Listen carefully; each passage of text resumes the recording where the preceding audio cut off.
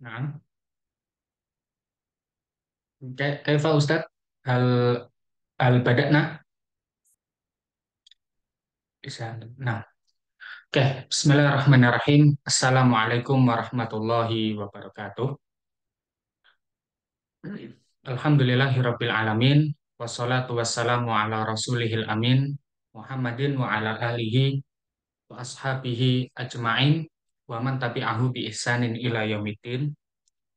Salatan wa salaman daimaini bidawami samawati wal ardi.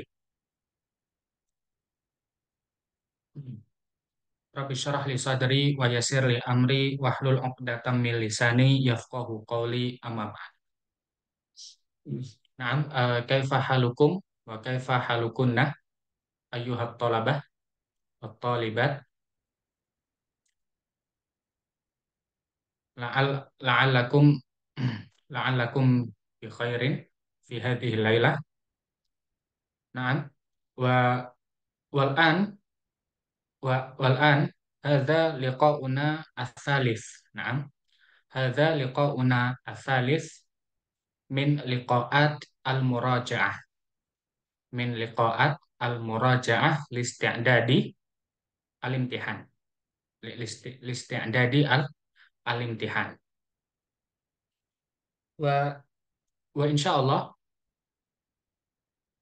sana bahas fi sana bahas wasanas tamir wasan wasil maqad bayyana fi al-liqa al-madhi an mabahisi dasil hadis. Nah, jadi ini adalah apa namanya, pertemuan ketiga dari pertemuan murojaah kita, yang mana ujian itu sudah di depan mata ya. Ujian sudah di depan mata. Dan alhamdulillah Ana sudah memberikan beberapa spoiler ya, beberapa spoiler soal-soal ujian yang insya Allah antum antum dan antuna akan lakukan pada 17 November 17 November 2024. Nah, tunggu sebentar.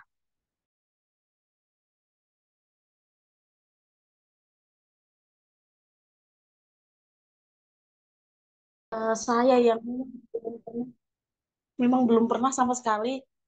Sudah pernah bab di awal saja satu itu pelajaran pertama di awal aja. Kemudian hingga saat ini saya belum bisa mengejar gitu. Tapi insya Allah tetap ada komitmen untuk mengejar gitu. Apakah ini juga pernah dialami oleh mahasiswi sebelumnya seperti saya, baik begitu. Dan apa solusi terbaik untuk yang saya alami saat ini? Baik, jazakumullah khairan. Barakallahu fiik. Baik, ini ada pertanyaan ya dari salah satu mahasiswi Kusa ya. Nah ini Ana udah menduga nih, sebenarnya bukan cuma anti aja. Ana menduga itu banyak gitu. Di grup Telegram tuh ada ratusan mahasiswa. Uh, Ratusan mahasiswa, baik semester satu. Di semester angkatan atas antum lebih banyak lagi. Berapa ratus gitu ya. Nah itu yang dikelola oleh Yayasan Sune ya. Nah, dari Kusa Indonesia. Nah, makanya dari itu Ana mulai, jadi beberapa bulan yang lalu ya teman-teman, Ana dihubungi oleh nama beliau Ustazah Najah. Beliau tuh termasuk pendiri ini ya, Usaha Indonesia yang bekerja sama dengan Safwa University Mesir. Nah, beliau meminta Ana untuk kembali menghandle. Jadi dulu Ana pernah menghandle di tahun 2020. Nah, cuma qadarullah Ana berhenti karena Ana memilih untuk melanjutkan kuliah offline di Indonesia. Nah, setelah Ana selesai, beliau pengen Ana menghandle kembali. Jadi dulu ada program seperti ini, program murojaah bareng, belajar bareng. Nah, ketika Ana kembali lagi ke tim Idaroh Pusat Indonesia, Ana melihat untuk Telegram itu tidak aktif gitu. Ana pantau juga tuh. Ini yang online berapa nih hari ini? Paling cuma berapa puluh orang gitu ya, 10, 20, atau cuma 3, 5 gitu. Kadang terlihat itu di grup itu, yang online berapa orang. Nah, dari situ Anda berkesimpulan ini banyak yang cuma daftar gitu ya. Dan memang kendalanya seperti itu. Online tuh kadang kita kalau nggak punya komunitas yang interaktif, komunitas yang saling support, itu biasanya banyak yang berhenti di tengah jalan gitu. Cuma semangat di awal-awal aja. Habis itu udah nggak nyimak pelajaran lagi, udah nanti di ujung baru ngejar tuh. Dan itu bukan terjadi di angkatan antum aja. Anak yakin dari angkatan pertama pun sama kayak gitu. Soalnya anak tergabung juga di grup angkatan yang pertama, walaupun anak waktu itu belum belum mendaftar ya. Jadi, nah dulu juga banyak teman-teman angkatan pertama itu yang memang sistemnya ngebut gitu ya, belajarnya pas ujian aja gitu. Itu kurang bagus aslinya. Cuma qadarullah emang seperti ini ya kendala belajar online. Makanya diperlukan komunitas. Makanya dibentuklah ini HIMA ya. Jadi himpunan mahasiswa yang berfungsi sebagai wadah kita untuk mensupport teman-teman agar bisa istiqomah menyelesaikan perkuliahan ini. Nah, buat teman-teman yang tertinggal, jangan khawatir. Sama ya teman-teman. Ana kan baru berapa bulan lalu tuh tergabung ya. Dan Ana juga rekrut beberapa teman-teman Ana sealma mater sama kampus Ana. Nah itu mereka daftar lewat Ana gitu. Jadi bukan langsung pakai formulir seperti antum ya. Ana mengajukan langsung ke Syekh Khalid ya yang ada di Mesir ini teman-teman Ana kasih namanya. Dan alhamdulillah beliau mau menerima ya. Nah, mereka juga sama nih, baru di ujung nih belajarnya. Baru bulan-bulan ini. Bulan ini atau bulan kemarin tuh bergabung. Nah, makanya nih awalnya itu temen Ana ada yang ngajakin belajar bareng. Nah, akhirnya Ana ajak sekalian lah semuanya teman-teman yang dari ini, Kusa Indonesia gitu biar kita ngajar bareng-bareng gitu. Nah, cuma kemarin tuh udah kita kalkulasi gitu. Misalnya pertemuan tuh kita ngajar 4 dars. Cuma qadarullah setelah kita praktekkan ternyata memang nggak realistis gitu ya. Ternyata kayak hadis kadang kita cuma dapat 3 dars atau 2 dars. Soalnya memang bobotnya itu beda-beda gitu. Kadang satu dars itu panjang, ada yang pendek kayak gitu. Nah, setelah anak hitung-hitung lagi melihat kondisi, ternyata emang apa namanya kita nggak cukup gitu waktunya buat ngejar dalam waktu sebulan lebih sedikit ya.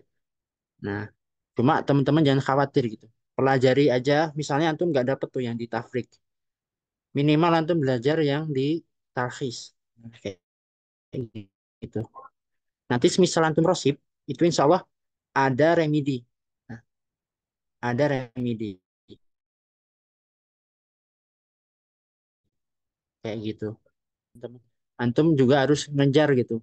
Ikut kursus misalnya. Biar soalnya kan nanti kita naik semester, mungkin semester 1 2 masih enak lah. Pelajarannya masih gampang gitu.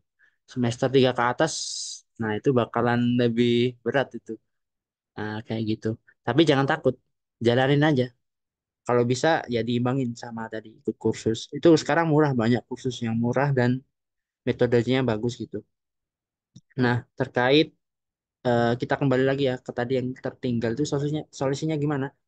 Udah kita jalanin dulu nih, kita ikhtiar dulu nih. Misal nanti ada rosip, ada ini, insya Allah itu asalkan kita ikut ujian, terus kodullah nih kita rosip di banyak madah ya, di banyak mata kuliah, itu ada remedinya. Jadi kita ada kesempatan lagi untuk belajar nih. Kita ngejar lagi nih. Jadi setelah ujian, antum kejar lagi belajarnya gitu. Jangan berhenti setelah ujian gitu. Sambil nunggu remedi. Karena ya kemungkinan remedi remedi itu ada gitu. Walaupun KKM-nya rendah ya. KKM-nya itu cuma 50 aja. 50 kayak gitu. Nah, nanti mungkin Ustadz Fikri juga bisa ini menjelaskan sedikit ya, biar teman-teman ini ya mungkin tegang ya sebagian. Soalnya mungkin cuma nyimak di awal nih, pertengahan mulai kendor gitu. Baru semangat lagi nih di akhir nih sebelum ujian. Nah, kayak gitu. Nah, semoga dengan adanya komunitas ini eh, kita bisa apa namanya istiqomah gitu ya. Tentu untuk semester depan semoga program seperti ini bisa kita lanjutkan ya. Soalnya alhamdulillah kemarin banyak apa tanggapan positif dari teman-teman terkait program ini ya. Nah, mungkin itu dari Ana sementara ya, teman-teman. Nanti kalau Ustadz Fikri mau menambahkan, Ana persilahkan. Sekarang kepada beliau Ane kembalikan kembali. Afan Ustadz, Ane recordnya ke antum lagi ya. Dan Nepal. Nah, eh, se- eh, sebelum sebelum kita lanjutkan, Ana ini ada dua pertanyaan ya, ada dua pertanyaan. Ana jawab dahulu yang dua pertanyaan ini. Ini dari Akhwat ya. Afwan Ustadz, apakah semester 2 dan Firqah selanjutnya ada pembahasan seperti ini juga? Ini masih kita rapatkan ya, teman-teman sekalian. Ini masih kita rapatkan. Apakah di semester 2 dan di firqah-firqah selanjutnya apakah ada seperti ini ya. Itu pertama kita masih rapatkan. Kemudian yang kedua, insya Allah ya, insya Allah jika tidak ada apa namanya, jika tidak ada kendala, insya Allah kita akan seperti ini lagi ya. Anak punya gambaran ya, anak punya gambaran. Jadi ya ini tapi gambaran anak pribadi ya, gambaran anak pribadi, dan itu nanti kita akan rapatkan kembali, akan rembukin kembali nanti kita ya, apa namanya, para pengajar. Anak punya pikiran, jadi setiap setiap hari itu seperti ini ya, setiap hari seperti ini. Maksudnya bagaimana? Maksudnya kan nanti Antum dan Antuna semester 2 itu kan mulai dari video yang ke-17 ya kan? Video yang ke-17 sampai video ke-28. Dan itu setiap setiap apa setiap matkul setelah setelah di-share nanti malamnya kita bahas gitu. Jadi ya malamnya kita bahas tapi dengan apa, dengan ketentuan antum dan antuna sudah menyimak dahulu ya, sudah menyimak dahulu eh, atau kurang lebih atau minimalnya baca tafrik ya, minimalnya baca tafrik. Itu syaratnya. Itu syaratnya ya. Jika jika jika belum ada yang menyimak atau belum ada yang baca tafrik, maka kita akan susah untuk membahas tafrik tersebut. Ya, itu itu itu dari pikiran anak ya, itu dari pikiran anak, dan anak bilang ke sini biar nanti biar nanti bisa jadi bahan obrolan atau bahan rapat bagi kami ya para pengajar. Insya Allah ya, insya Allah ini. Tapi ini sifatnya masih masih ide anak, jadi belum belum kita rembukin. Kemudian ada pertanyaan lagi, Ustadz Afwan, saya terkendala di bahasa saat menyimak video rekaman pembelajaran kursa. Apakah ada channel yang bisa membantu permasalahan ini? Sepertinya di sepertinya di grup grup 46 ya. Sepertinya di grup 46 tuh ada yang share ini apa, channel channel channel YouTube yang ada bahasa Indonesianya. Nah, Ana sempat nemu kemarin itu apa namanya, channelnya tuh. Tapi enggak tahu ya, enggak tahu ya apakah itu dilanjutkan atau tidak. Ana enggak tahu. Tapi yang pas waktu itu Ana pernah nemu ada eh, mahasiswa ya, mahasiswa angkatan 46 ya, yang membuat video atau channel YouTube terjemahan tafrik ya. Silakan nanti di grup yang Telegram itu di scroll ya, di scroll ke atas. Tapi kalau misalkan kendala bahasanya parah ya, ya nanti antum bisa ke ke ke Mabani ya Ustadz ya, ke ya Ustadz Iqbal ke Mabani, ke Mabani. Kalau Remedi nilainya di bawah berapa Ustadz? 50. KKM-nya 50. KKM-nya berapa? 50 ya. Di bawah 50 Remedi. Ya, di bawah 50 Remedi. Dan remedinya di bulan Zulqa'dah. Di bulan Zulqa'dah. Nah, sudah ya. Ini tidak ada pertanyaan lagi. Sekarang mari kita lanjutkan. Sekarang mari kita lanjutkan pembahasan kita mengenai hadis ahkam ya, mengenai hadis ahkam. Nah, di pertemuan ketiga ini kita telah di pertemuan sebelum-sebelumnya kita telah membahas beberapa hadis ya. Kita telah membahas beberapa hadis, dan bagi yang belum atau bagi yang pertama pertama kali mengikuti ini, maka Ana sarankan ya, antum dan antuna subscribe channel YouTube Kusa Indonesia, dan di situ ada rekaman dari dars yang dulu-dulu ya, dars yang dahulu-dahulu. Maka maka dari itu tafadhol ya, tafadholu dan tafadholna, disimak video tersebut. Oke, kita mulai. Bismillahirrahmanirrahim. Ya, an Abi Qatadah Al Haris Ibn Rabi'i Al Ansari radhiyallahu anhu anna Nabiyya sallallahu alaihi wasallam qala la yumsikanna ahadukum dzakarahu biyaminihi wa huwa yabul wala wala yatamassah min khala biyaminihi wala yatanaffasu fil ina. Di dalam hadis ini Rasulullah Shallallahu Alaihi Wasallam memberikan tiga petunjuk, ya, tiga petunjuk mengenai kehidupan kita, ya, mengenai buang hajat. Dikarenakan pembahasan kita itu masih tentang al-istitobah. Al-istitobah. Apa arti al-istitobah? Ya, al-istitobah artinya adalah bersuci, ya, atau bukan bersuci, maksudnya membersihkan membersihkan sisa-sisa dari buang hajat, ya, seperti itu. Di hadis ini Rasulullah Shallallahu Alaihi Wasallam memberikan tiga petunjuk. Yang pertama adalah la yumsikanna ahadukum dzakarahu biyaminihi wa huwa yabul.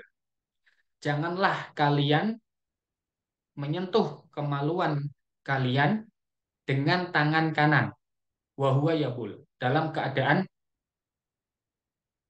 lagi BAK, ya, dalam keadaan lagi BAK. Wala yatamassah al-khala biyaminihi,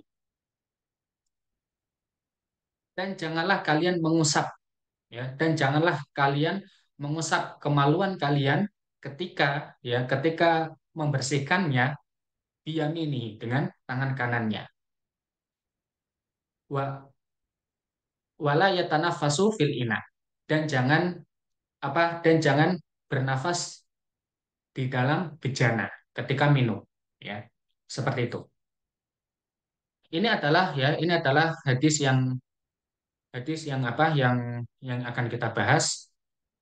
Kemudian kita di sini ya membahas ini ya, yang ini. Perlu diketahui, yang ana kasih centang itu bukan yang keluar. Ini adalah materi malam ini, ya, materi malam malam ini, bukan soal yang keluar di ujian, bukan, ya, tapi materi murojaah pada malam malam hari ini. Para ulama rahimahumullah itu berbeda pendapat dalam makna pelarangan hadis ini, ya. Apakah tahrim, ya, atau pelarangan ini bersifat tahrim atau bersifat karohah, ya, jadi hukumnya itu haram atau makruh, ya, seperti itu.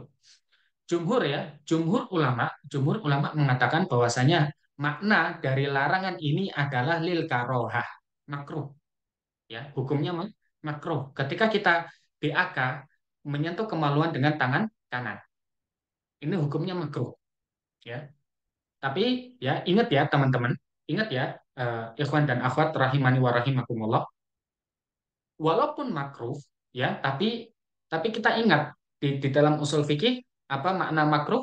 Al mubghad, yang dibenci, ya, yang dibenci. Walaupun kita tidak mendapatkan celaan atau tidak mendapatkan dosa ketika melakukan makruh, tapi perbuatan tersebut dibenci, minimalnya dibenci perbuatan tersebut oleh syariat kita, ya. Maka walaupun hadis ini berhukum kruh, ya, atas atas pendapat jumhur ulama, maka lebih baiknya kita tidak melakukan hal tersebut, ya, seperti itu. Dan ini berlaku di tiga pelarangan yang ada di hadis ini, ya. Tidak tidak apa tidak memegang kemaluan ketika BAK dengan tangan kanan, tidak membersihkan, ya, tidak membersihkan BAK, ya, tidak membersihkan dari buang hajat dengan tangan kanan, dan tidak bernafas di dalam bejana, itu juga maknanya lil karohah atau berhukum makruh. Nah, kemudian kemudian ya di hadis selanjutnya dari Ibnu Abbas radhiyallahu anhuma, beliau beliau mengatakan marran nabiyyu sallallahu alaihi wasallam biqabrain. Nabi Muhammad sallallahu alaihi wasallam pernah melewati dua kuburan. Qala innahuma la yu'adzibani. Sesungguhnya mereka berdua itu sedang diazab, sedang disiksa. Wa ma yu'adzibani fi kabir. Dan mereka tidak diazab, ya, dan mereka tidak diazab dari dosa besar. Enggak. Mereka tidak diazab karena dosa besar, enggak. Ya. Karena apa? Nah, maka kita simak, ya. Kita simak. Amma ahaduhuma fakana la yastatiru minal baul. Salah seorang di antara keduanya itu tidak menutup dirinya dari kencing, dari BAK. Wa ammal akhar fakana yamshi bin namimah. Adapun orang yang ke, adapun orang yang lain, maka dia semasa hidupnya itu mengadu domba seseorang, mengadu domba masyarakat. Ya. Fa'akhadha jaridatan rotbatan fasyaqqaha nisfain faghazzara fagharraza fi qabrin wahidah. Maka Rasulullah SAW mengambil pelepah kurma yang masih basah, ya, kemudian beliau membelahnya menjadi dua dan menancapkan setiap kuburan itu satu satu pelepah. Faqalu ya Rasulullah, maka mereka berkata, maka para sahabat mengatakan, wahai Rasulullah, lima fa'alta hadza? Kenapa engkau me- melakukan hal ini? Qala la'allahu yukhaffafu anhuma malam yaibasa. Semoga dengan pelepah kurma yang masih basah ini, mereka diringankan azabnya selagi belum mengering, selagi pelepah itu belum mengering. Nah, ini ini adalah hadis selanjutnya, ya. Ini adalah hadis hadis selanjutnya yang akan kita bahas. Nah, eh, sebentar, ya, kita kita kita ini dulu, ya. Nah, kita cari dulu materi yang pas, ya. Ini ya faedahnya, ya, faedah-faedah hadis. Di sini dikatakan faedah yang pertama dari hadis ini adalah isbatu azabil qabr, ya. Azab kubur itu ada, ya. Azab dan nikmat kubur itu ada. Dan ini adalah keyakinan yang harus kita yakini, karena ini adalah termasuk dari al-imanu bil yaumil akhir, ya, al-iman bil yaumil akhir dan al-iman bil ghaib. Ya, Allah Subhanahu wa taala berfirman di dalam surat Al-Baqarah, ya, Alif Lam Mim dzalikal kitabul la raiba fih hudal lil muttaqin alladzina yu'minuna bil ghaib. Ya. Azab kubur itu termasuk al-ghaib, dan azab kubur itu nyata. Azab dan nikmat kubur itu nyata. Maka kita harus meyakini hal tersebut, ya.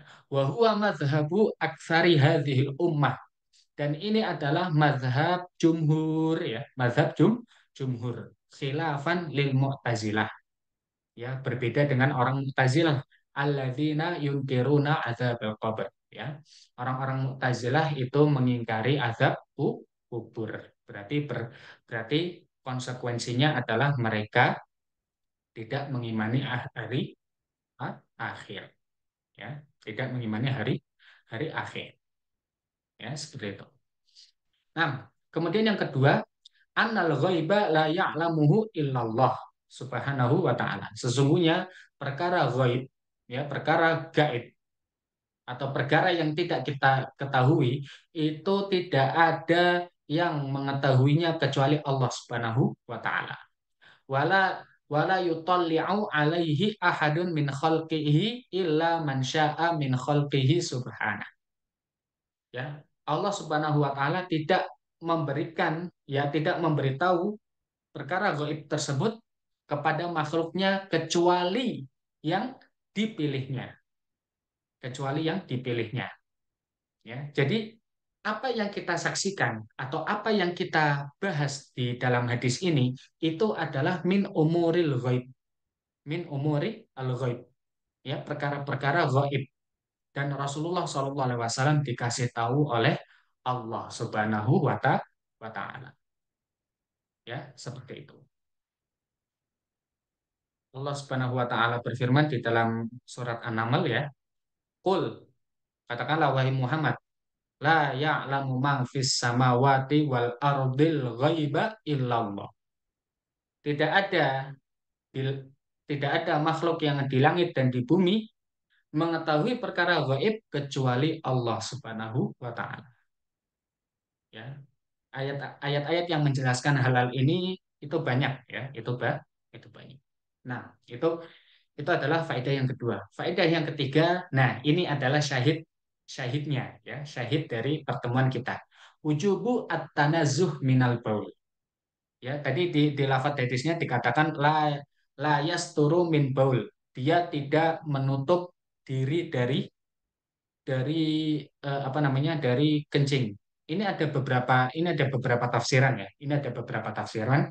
Akan tapi tafsiran yang ada di talkhis ini, ya, itu adalah at-tanazuh minal baul, bersuci dari BAK. Berarti lewat lewat tafsiran yang ada di talkhis ini berarti dia, orang-orang tersebut itu semasa hidupnya tidak, ya, tidak atau menyepelekan dari BAK, ya, menyepelekan dari noda atau membersihkan diri dari BAK. Wa anna adamat tanazuh minal baul yakunu sababan fil adab, dan bahwasanya, ya, tidak dan menyepelekan bersuci dari BAK itu merupakan salah satu sebab dari azab kubur. Ya, ada tafsiran yang lain, ya, tafsiran yang lain dikatakan bahwasanya la yasturu minal baul itu dimaknai dengan zahirnya, ya, dimaknai dengan zahirnya, yaitu dia kencingnya tidak ditutup, ya, jadi dia kencingnya terbuka, ya, akan tapi kita kita mengikuti yang ada di tahfiz, ya, seperti itu, ya. Kemudian faedah selanjutnya adalah tahrim an-namimah, ya, bahwasanya mengadu domba atau namimah itu adalah hukumnya haram, ya, hukumnya haram, ya. Wan namimah min kabairi az-dzunub, dan namimah atau mengadu domba itu termasuk dari dosa besar. Wadzalika li litarot tabal azab ala wuku'iha. Ya. Kenapa? Kenapa? Karena namimah itu bisa menyebabkan seseorang itu disiksa. Nah, nah, kemudian, ya, faedah yang selanjutnya adalah annahu la yastahibbu an yudha'a 'alal qabr al jarid aw syajar li anna hadza khasun bin Nabi sallallahu alaihi wasallam, ya. Bahwasanya perbuatan Rasulullah Shallallahu alaihi wasallam yang melakukan apa namanya, eh, pelepas kurma itu hanya khusus untuk beliau. Selain beliau tidak boleh. Selain beliau tidak boleh. Karena kenapa? Karena beliau meletakkan, ya, beliau meletakkan Dua, dua pelepah itu atas dasar wahyu dari Allah Subhanahu wa taala. Allah Subhanahu wa taala berfirman, ya, wan najmi idza hawa ma dhalla sahibukum wa ma ghawa wa ma yantiqu anil hawa in huwa illa wahyu yuha. Ya. Jadi jadi perbuatan Nabi yang meletakkan pelepah pelepah kurma yang masih basah itu khusus untuk beliau. Selain beliau tidak boleh. Sesoleh apapun seseorang tidak boleh, ingat itu, ya. Sesoleh apapun seseorang tidak boleh apa namanya, meyakini atau tidak boleh meletakkan meletakkan pelepah kurma untuk meringankan azab, ya, seperti itu. Karena itu khusus untuk Nabi saja. Nah, itu adalah hadis-hadis yang kita bahas, ya, yang kita bahas pada malam hari ini. Kemudian kita masuk ke bab siwak, ya. Siwak sudah ini ya, sudah kita ketahui ya siwak, ya. Siwak adalah audul arok, ya, akar pohon arok, ya. Siwak adalah akar pohon, ya. Jadi siwak itu akar, ya. Audul arok alladhi yutawas yutasawwaku bihi, ya, yaitu apa namanya, akar pohon yang digunakan untuk menyikat gigi, ya, atau membersihkan gigi, ya. Dan dan siwak hukumnya adalah sunnah, ya. Siwak itu hukumnya sunnah. Apa itu apa itu konsekuensi hukum sunnah, ya? Idza fa'ala uthiba wa idza taraka lam yustahab al iqab, ya. Sunnah itu kalau kalau definisi usul fikih, ya, sunnah adalah jika dikerjakan mendapatkan pahala, dan di jika tidak dilakukan mendapatkan tidak mendapatkan adab, ya, tidak mendapatkan azab. Nah, tata'akkadu fi mawadhi'in muayyanah, ya. Dan siwak akan menjadi sunnah muakkadah di di tempat-tempat tertentu, ya, di waktu-waktu tertentu, ya. Sebagaimana di dalam hadis Abu Hurairah, ya, laula an asyukko ala ummati la amartuhum bisiwak inda kulli sholah.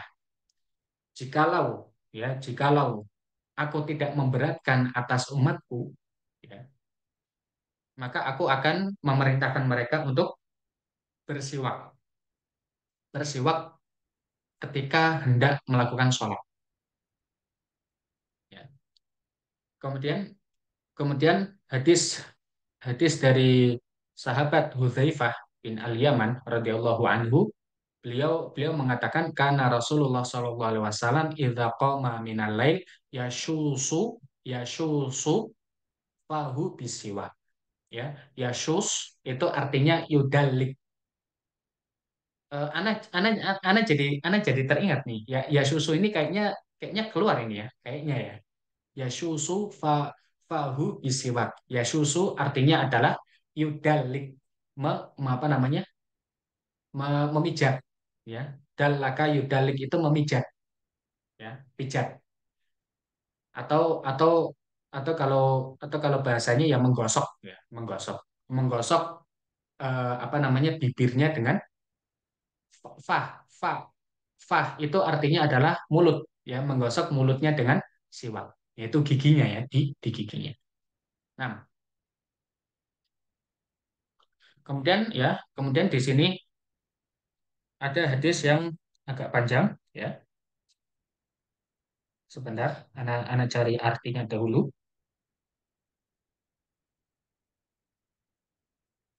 Ya. Dari sahabat Aisyah radhiyallahu radhiyallahu taala anha, beliau mengatakan, ya, suatu ketika Abdurrahman bin Abu Bakar masuk ke rumah sambil membawa kayu siwak yang biasa dia pakai. Sedangkan Rasulullah Shallallahu Alaihi Wasallam bersandar di dadaku. Rasulullah Shallallahu Alaihi Wasallam melihat kepadanya. Lalu aku mengambil siwak tersebut. kemudian aku lembutkan ujung siwaknya dan aku rapihkan. Setelah itu aku berikan kepada Rasulullah SAW dan kemudian beliau pun bersiwak dengan dengan tadi ya, dengan yang sudah dilembutkan oleh Aisyah radhiyallahu taala anha. Setelah selesai, beliau mengangkat tangannya atau jarinya, apa namanya,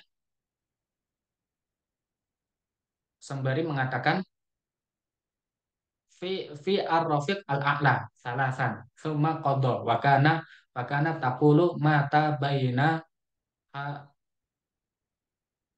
kemudian di ha,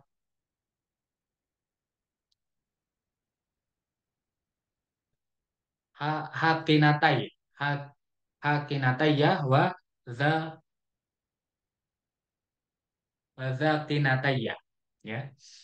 Ini ini cerita ketika Rasulullah Shallallahu Alaihi Wasallam menjelang wafatnya, ya, menjelang wafatnya, yaitu ketika beliau menjelang wafatnya, beliau itu bersiwak, ya, beliau menutup atau apa namanya, beliau meninggal, ya, dalam dalam keadaan bersiwak, ya, atau bukan bukan dalam keadaan bersiwak, beliau meninggal itu setelah bersiwak, ya.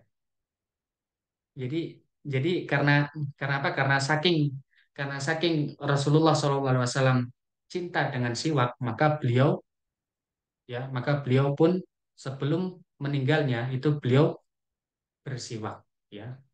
Apa namanya? Membersihkan membersihkan dirinya, ya, membersihkan dirinya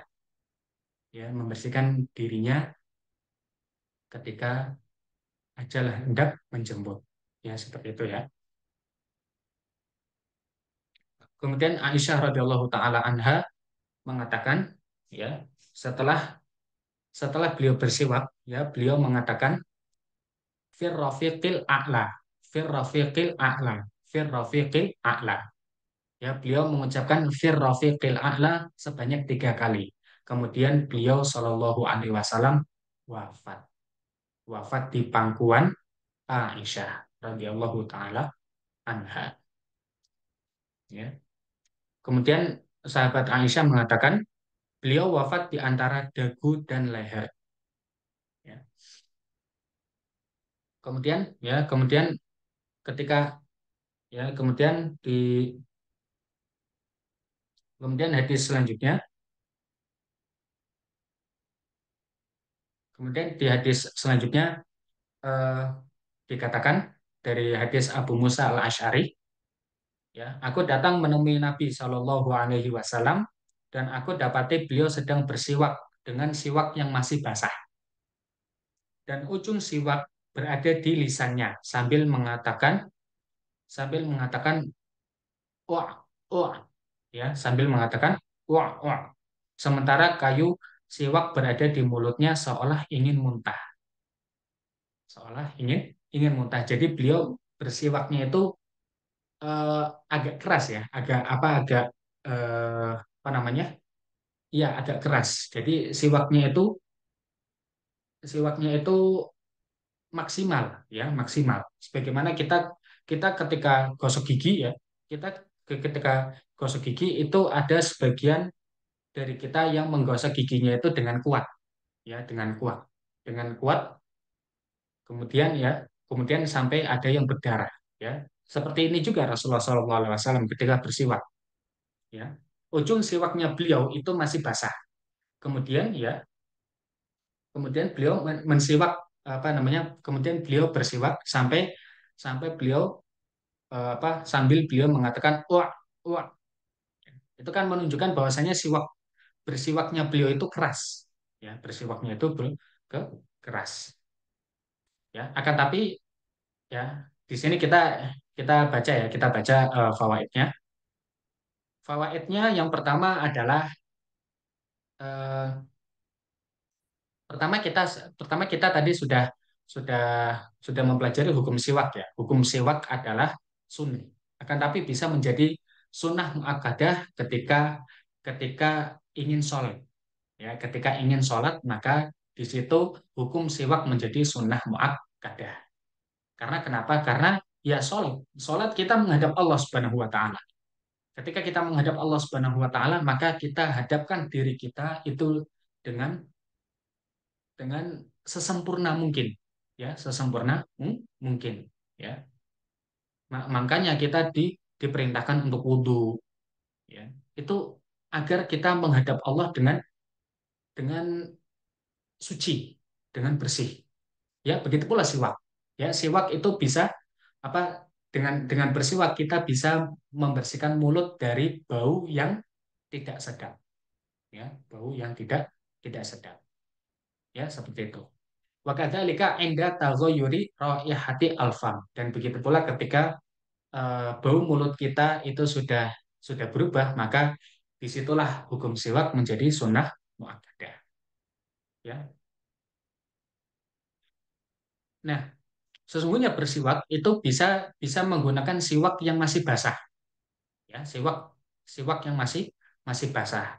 Siwak yang masih basah ini, ya, itu bisa bisa berupa siwak yang baru, yang masih basah, ya, yang siwak baru, atau yang biasanya kalau kita beli itu kan itu siwaknya kan masih ada airnya itu, ya kan, masih ada airnya, ya itu adalah eh, siwak yang bagus, ya, siwak yang berair, ya, sebagaimana yang disebutkan di dalam hadis, atau siwak tersebut di apa namanya dimasukkan ke air, ya, jadi misalkan siwak sudah kering nih, ya kan, siwak sudah kering, dan itu biasanya kalau siwak sudah kering itu di apa dipotong, ya, bagian yang sudah kering itu dipotong, baru baru di situ ada ini lagi, ada apa ada jadi dapat diukir lagi, ya, diukir lagi, jadi mungkin antara diukir lagi atau langsung dicelupkan ke air.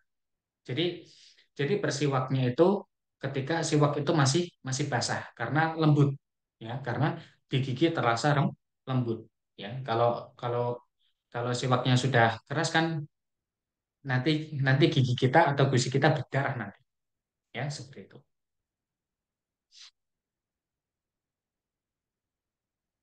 Nah, kemudian di hadis yang telah kita baca tadi dibolehkan untuk bersiwak dengan siwak orang lain, ya, ketika, ya, ini, ya, ingat ingat ketika siwak orang lain tersebut itu sempurna kebersihannya. Eh, paham kan maksudnya? Jadi kalau misalkan siwaknya itu masih ada eh, masih ada hal-hal privasinya, maka maka ya sebaiknya jangan, ya, maka sebaiknya jangan, ya, seperti itu. Atau mungkin siwak siwak orang lain tersebut, ya, jika jika orang lain itu ingin memberikan siwaknya kepada kita, maka alangkah baiknya siwak yang telah digunakan tadi dipotong, kemudian diukir lagi, ya, seperti itu. Nah, kemudian di mana kemudian di eh, faedah yang berikutnya adalah masyru'iyah al-mubalaghah fit tasawuf, ya, fit tasawuf, ya, disyariatkan mubalaghah, ya, mubalaghah ketika ketika bersiwak, ya, ini jika tidak menimbulkan mudarat, ya, ini jika tidak menimbulkan mudarat, akan tapi ketika dengan bersiwak keras, ya, itu menimbulkan mudarat, maka maka ya bersiwaklah dengan lembut, ya, seperti itu. Anat tasawuf, kemudian apa namanya, faedah yang terakhir, anat tasawuf yakunu bistimali siwak alal lisan wa alal asnan, ya, bahwasanya bersiwak itu bisa, ya, bahwasanya ketika bersiwak itu bisa digunakan untuk gigi dan untuk lidah, ya, seperti itu. Dan ini adalah hadis terakhir dari muhadharah keempat. Sekarang kita masuk ke muhadharah kelima, bab al-mashu alal khufain, apa namanya, mengusap khuf, mengusap khuf. wal mashu alal khuffain minal af'al allati waradat anin nabi sallallahu alaihi wasallam bit tawatur. Mengusap khuf itu adalah perbuatan Rasulullah Shallallahu Alaihi Wasallam yang sifatnya mutawatir, mutawatir. Jadi bukan ahad. Jadi bukan ahad yang meriwayatkan Rasulullah Shallallahu Alaihi Wasallam itu mengusap khuf itu banyak, banyak. Bukan satu orang doang. Kemudian al-khufan, apa itu al-khufan? Al-khufan adalah ma yalbisu ala rajul min jildin wa nahwihi. Lisatrihima imma tadfi'ah lahuma au wiqayatan lahuma. Khuf itu adalah sesuatu yang dipakai di kaki ya, di kaki dari kulit dan selainnya. Kulit dan selainnya. Berarti sepatu termasuk ya, termasuk ya, termasuk ya seperti itu. Karena min jildin wa nahwihi dari ya dari kulit dan sejenisnya, dan sejenisnya. Oh ya, untuk apa? Untuk menutupi kaki tersebut, ya, untuk menutupi kaki tersebut, imma untuk melindungi kaki atau imma eh, untuk menghangatkan kaki, ya seperti itu. Wa amma ma yakunu minal qatan aw suf fatusamma jawarib au yusama jawrab. Jadi jadi di sini dikatakan yang namanya khuf itu dari kulit dan sejenisnya, sejenis kulit. Akan tapi ketika ketika bahan tersebut dari kapas, al-qutn itu kapas, ya. Asuf itu bulu domba, ya bulu. Itu namanya adalah jawrab. Namanya jawrab. Ya, namanya apa? Jawrab. Jadi jawrab itu terbuat dari kapas, atau bulu. Sedangkan khuf, ya, sedangkan khuf itu terbuat dari kulit, ya, kulit binatang. Nah, di sini ada di sini ada 3 hadis ya, ada 3 hadis. Hadis yang pertama adalah dari sahabat Al-Mughirah bin Syu'bah radhiyallahu anhu. Beliau mengatakan, beliau mengatakan, aku pernah bersama Nabi Shallallahu Alaihi Wasallam di safar, di perjalanan, ya, di perjalanan. Lalu aku menunduk, ya, menunduk, ya, lalu aku turun dari tungganganku, ya, untuk melepaskan khuf beliau, untuk melepaskan sepatu beliau. Kemudian beliau mengatakan, da'huma, biarkan, ya, biarkan, jangan dilepas. Fa ini ada khaltuhuma, ya, ada khaltuhuma tohirotaini. Karena kenapa? Karena aku memakai khuf ini dalam keadaan suci, dalam keadaan suci. Fama saha alaihima, ya, fama saha alaihima. Maka beliau hanya membasuh atasnya.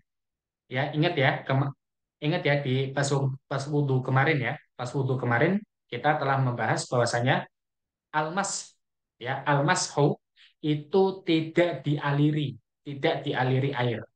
Jadi cukup tangan, ya, tangan kita masukkan ke dalam air, kemudian diusap sepatunya atau diusap khufnya. Itu cukup, tidak perlu diguyur, ya, tidak perlu diguyur, ya, seperti itu. Kemudian sahabat Hudzaifah mengatakan, ya, sahabat Hudzaifah mengatakan, aku bersama Nabi Muhammad SAW. Beliau pergi untuk BAK, berwudu dan mengusap sepatunya, ya. Kuntu ma'an Nabi SAW fi safarin fabala wa tawaddoa wa masaha ala khuffaihi, ya. Jadi beliau pas jadi beliau pada waktu PAK itu tidak, ya, itu tidak melepas khufnya, ya, tidak melepas khufnya, ya, tidak melepas khufnya. Kemudian dari hadis Ali bin Abi Thalib,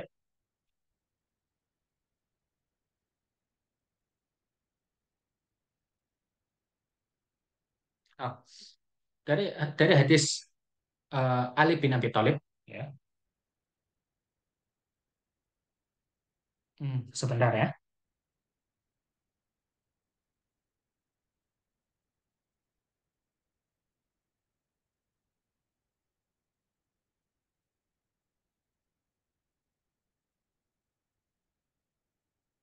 Eh, tentang masalah waktu, waktu kapan atau waktu berapa lama khuf itu dibasuh atau dibasuh. Bahwasanya beliau mengatakan ya, sahabat Ali mengatakan inna Nabiya sallallahu alaihi wasallam waqata fil mashi annahu ja'ala yauman walailah lil mukim. Bahwasanya Nabi Muhammad sallallahu alaihi wasallam memberikan waktu, ya, memberikan batas waktu untuk membasuh, ya, untuk membasuh khuf itu 1 hari 1 malam untuk orang yang mukim. Wasala sata ayam bilayalihinna lil musafir. Dan adapun untuk musafir itu batasnya 3 hari 3 malam. Ya, seperti itu. Nah, di antara syarat untuk mengusap mengusap khuf adalah ketika ketika kita memakai khuf tersebut itu kita suci. Itu kita telah suci.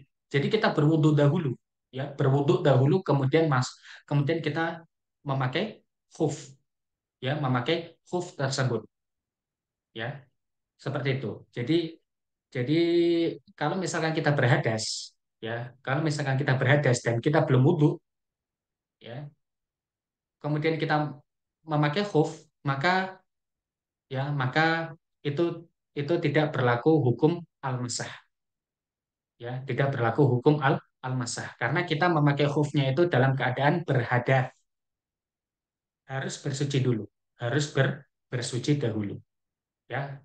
Itu yang pertama. Yang kedua, khufnya tersebut apa namanya, dari sesuatu yang tohir, ya, bukan bukan sesuatu dari yang haram, bukan sesuatu dari yang haram. Maksudnya apa? Sepatu sepatu dari hasil nyuri, sepatu dari hasil gosok, itu nggak boleh, ya, karena ainnya sepatunya itu bukan termasuk dari hal halal, ya, seperti itu. Kemudian yang ketiga, sepatu tersebut atau khuf tersebut apa, menutupi menutupi mahalul fard, menutupi tempat yang diwajibkan untuk dibasuh. Tempatnya itu sampai mata kaki, ya, tempatnya itu sampai mata mata kaki, ya. Karena kenapa? Karena mata kaki, ya, tempatnya itu di mata kaki, ya. Jadi kaki sampai mata kaki itu adalah tempat untuk membasuh khuf. Apabila khuf itu tidak tidak menutupi sampai mata kaki, maka tidak boleh. Maka tidak boleh. Ya, seperti itu. Nah, ini adalah eh, ini adalah fawaid-fawaidnya, ya. Ini adalah fawaid-fawaidnya. Yang pertama adalah para ulama membolehkan untuk mengusap khuf atau mengusap sepatu pada waktu safar karena itu termasuk dari keringanan. Karena termasuk dari keringanan. Karena ketika kita safar, ya, kita akan mengalami banyak kendala, ya. Dan ketika kita berwudu, maka kita akan eh, sedikit kesusahan, ya, sedikit kesusahan. Apalagi apalagi datang yang itu masbuk. Apalagi kalau misalkan datang datang ke masjid masbuk, ya kan? Kita masih memakai sepatu, sudah rakaat keempat, ya kan? Sudah rakaat keempat, kemudian ketika kita berwudu kita nggak dapat jamaah, maka ini dibolehkan, ya, ini dibolehkan. Dan ini, ingat, ini termasuk rukhsah, ini termasuk keringanan, ya, keringanan. jadi apa? Jadi sebisa mungkin dicopot terlebih dahulu ya untuk menyempurnakan toharoh, untuk menyempurnakan bersuci atau untuk menyempurnakan wudhu ya seperti itu. Jika tidak ada kesulitan, ingat ya, jika tidak ada kesulitan. Nah, kemudian faedah yang kedua itu diboleh ya, diperbolehkan untuk membantu orang yang berwudhu ya, diperbolehkannya membantu orang yang berwudhu ya, menyiapkan air, kemudian melepaskan sepatunya, menyiram apa, menggusel ya, seperti itu. Makanya lika istadalu ya, para ulama menyebutkan dalil ya, berdalil dengan hadis ini bi afdoliyati almas ala khufain liman kana labisan lil khuf ya, membasuh ya, membasuh sepatu itu boleh ya, membasuh sepatu boleh asalkan tiga syarat tadi ya, kita memakai sepatu itu di apa, dalam keadaan suci, kemudian sepatu tersebut dari hal yang mubah atau halal, kemudian yang ketiga eh, apa tadi yang ketiga, sepatu tersebut menutupi kaki sampai mata kaki ya, sampai mata kaki itu boleh, akan tapi para ulama berdalil dengan hadis-hadis itu ya, berdalil tentang keutamaan atau lebih ya, lebih utama, lebih utama kalau mashu alal khufain itu yang memakai khuf, itu yang memakai khuf itu lebih utama ya, itu yang lebih utama, akan tapi kalau memakai yang semisal ya boleh, boleh seperti sepatu ya, dan yang lainnya. Kemudian ya, kemudian yang keempat itu syarat ya, syarat dari bolehnya membasuh khuf itu kita wudhu terlebih dahulu ya, kita telah bersuci. Kita telah bersuci baru memakai sepatu ya. Ingat ya, kita bersuci dahulu, kemudian kita memakai sepatu tersebut. Nah, kemudian habis itu ya, dari hadis Ali yang tadi telah kita bahas ya, annahu waqata apa anna Rasulullah sallallahu alaihi wasallam waqata yauman walailah lil mukim ya. Bahwasanya Rasulullah sallallahu alaihi wasallam memberi waktu satu hari satu malam untuk orang yang mukim untuk membasuh khufnya ya. Ketika lewat satu hari ya, maka dia berwudu dengan sempurna, yaitu khufnya dilepas ya, atau itu adalah batas khufnya ya, batas satu hari ya, maka dari hadis ini ya, maka maka dari hadis ini bisa ditarik atau bisa diambil faedah bahwasanya membasuh khuf itu boleh untuk orang yang mungkin, tapi satu hari saja ya, satu hari saja ya, kan tapi di sini para ulama rahimahumullah itu berbeda pendapat apakah masah atau al-ghusal ya. Akan tapi yang telah kita bahas dari hadis-hadis tadi itu al-mashu afdol. Al-mashu afdol. Jadi cukup diusap saja, tidak disiram ya. Tidak disiram sepatunya ya. Kalau disiram sepatunya jadi basah. Ya. Nah, mungkin itu saja yang bisa Anda sampaikan di pertemuan ketiga ini ya, di pertemuan ketiga ini. Dan apa namanya, dan apa namanya, mungkin mungkin pertemuan ini tidak sampai kita tidak sampai membahas sampai kita tidak sampai membahas 16 pertemuan ya, akan tapi pesan Ana mulai dari sekarang dicicil ya, mulai dari sekarang dicicil membacanya ya, mulai dari sekarang dicicil membacanya. membaca tafrik dan membaca talkhis. Ya, seperti itu ya. Dan ingat, anak ingin menekankan satu hal lagi ya. Anak ingin menekankan satu hal lagi kepada antum dan antuna. Ketika antum dan antuna mengerjakan ujian, soalnya jangan di screenshot ya, dan soalnya jangan direkam karena itu termasuk ghish, karena itu termasuk curang. Karena bisa jadi ya, ini anak-anak nggak seuzon ya.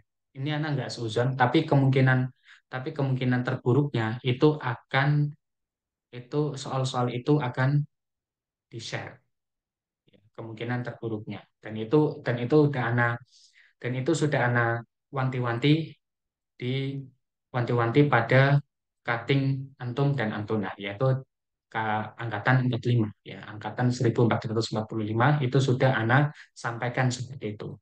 Jika antum dan antuna mengerjakan soal tidak boleh di screenshot dan direkam ya, untuk mengantisipasi al-ghish, mengantisipasi al-ghish. Nah, nah ada yang ingin bertanya? Ana buka dua pertanyaan. Nah, apa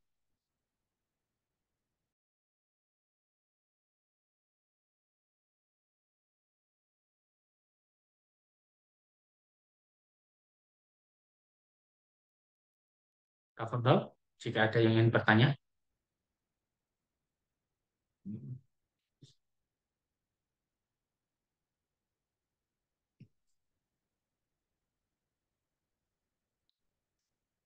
Tidak ada yang bertanya. Nah, ya untuk model soal ujian itu sudah apa oh, ini ada pertanyaan ya, ada pertanyaan dari Afwan. Ustadz, Afwan, nanti ujiannya tafrik atau muqarrar? Maksudnya soal ujiannya dari mana gitu? Ya dari tafrik. Dari tafrik hah? Ustadz, Afwan, nanti ujiannya tafrik atau muqarrar? Maksudnya dari tafrik. Muqarrar itu kitab Umdatul Ahkamnya ya. Muqarrarnya itu kitab Umdatul Ahkamnya. Tafrik itu sudah mencakup ya. Tafrik itu sudah mencakup. Jadi tafrik itu ya katakan ibaratkan tafrik itu sebagai kitab syarah ya. Jadi jadi soalnya dari kitab syarah tersebut ya, seperti itu. Dari materi tafrik ya, dari materi tafrik. Nah, ini sebagaimana tadi yang dikatakan Ustadz Iqbal ya, minimalnya antum dan antuna membaca talsis. Minimalnya, minimalnya seperti itu. Nah, satu lagi pertanyaan, Tafadhol. Saya, Anak Ustaz, tadi sudah dibahas tentang apa itu tafrik. Sekarang Anak tanya karena memang awam banget mukoror yang dimaksud di sini apa? Apa ya Ustaz? Tep, jazakumullah ya. Nah, mukoror itu buku ajar, ya. Mukoror itu buku buku ajar. Atau kalau bahasa bahasa sekolahnya, mukoror itu seperti LKS, ya, seperti buku paket. Itu mukoror, ya, itu mukoror. Tapi kalau tafrik itu penjelasan. Ya. Jadi jadi ini anak ada nih kitab Umdatul Ahkam, ya. Ini tuh ini tuh mukoror. Kitab Umdatul Ahkam ini mukoror. Ya. Adapun tafrik itu adalah apa namanya tadi, penjelasan, ya, penjelasan. Jadi materi materi ujiannya itu dari tafrik, ya. Berarti masuk di dalamnya mukoror, ya, seperti itu, seperti itu. Kan ya kalau kalau apa kalau nggak salah ya, kalau nggak salah kalau nggak salah soal soal hadis itu tidak ada yang nyambungin hadis kalau nggak salah ya, kalau nggak salah, karena hadis ini kan, karena hadis yang kita pelajari itu kan hadis tentang fikih, ya, hadis tentang fikih fikih Islam. Jadi ya 11-12 tentang materi Hidayatul Mutafaqih. Nah, Seperti itu. Eh, Afan izin live mengikuti live di tele ya. Tafadhol. Tafadholi. Ini ada satu pertanyaan terakhir ya. Satu pertanyaan terakhir. Afan Ustadz, untuk ujiannya nanti satu hari berapa madah? Satu hari satu madah. Satu hari satu madah. Kalau kalau eh, itu itu kayaknya yang jadwal pelajaran atau jadwal ujian itu sudah pernah Ana share di grup tele kayaknya ya. Sudah pernah Ana share juga tuh di grup WA. Nanti nanti antum ini ya, apa namanya, lihat lagi ya di grup WA ya. Satu satu satu hari satu madah, dan jarak dari satu madah ke madah yang kedua itu kalau untuk kayaknya 2 hari kayaknya. Kayaknya 2 hari ya. Jadi hari hari Ahad itu pelajaran akidah. Senin, Selasa, hari Rabu ya, hari Rabu itu dap misalkan, misalkan ya. Kayak gitu. Jadi jarak antara satu madah dengan madah yang lain itu 2 hari. Ya, dua hari, 2 hari atau satu hari gitu, Allah a'lam. Ya. Nanti antum bisa, nanti antum dan Antuna bisa cek lagi di grup Hima ya, di grup Hima. Itu sudah pernah Ana share itu ya. Nah, ya itu saja yang bisa Ana sampaikan di malam hari ini ya. Ana ucapkan terima kasih, jazakumullahu khairan wa jazakunallahu khairan kepada para peserta ikhwan dan akhwat yang menghadiri program murojaah ini ya. Semoga dengan program murojaah ini kita bisa menambah ilmu dan kita bisa mempraktekannya di kehidupan sehari-hari. Nah, itu saja. Kurang kurang dan lebihnya ana mohon maaf. Wabillahi taufik wal hidayah. Subhanakallahumma wa bihamdika asyhadu an la ilaha illa anta astaghfiruka wa atubu ilaik. Naam, syukran ala husni istima'ikum wa ihtimamikum. Tsumma assalamu alaikum warahmatullahi wabarakatuh. Nah, Waalaikumsalam. tafadhol jika ada yang mau tafadhol jika ada yang ingin keluar.